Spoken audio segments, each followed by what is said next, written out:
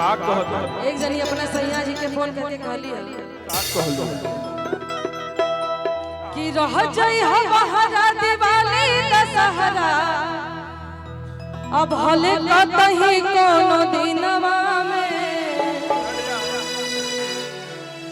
अरे रह जाई हमारा दिवाली दशहरा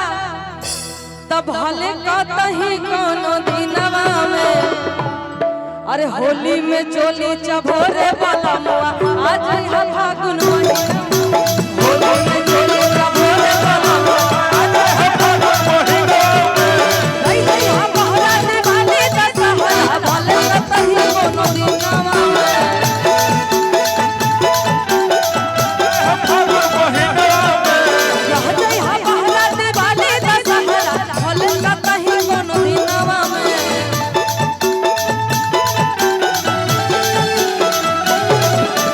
होली में चोली चभोरे वाला आज है फागुन महीना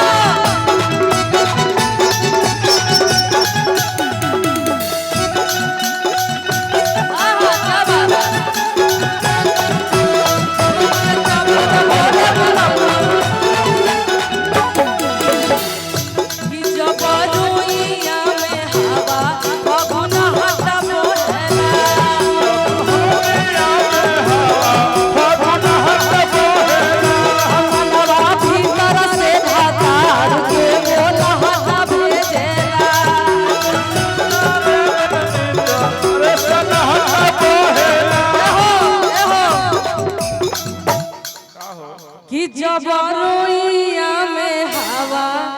फगुन हटा लगेला अमनवा भीतर से भातार के बोला हटा भेजेला अन्नाया घरवा त बोला सजनवा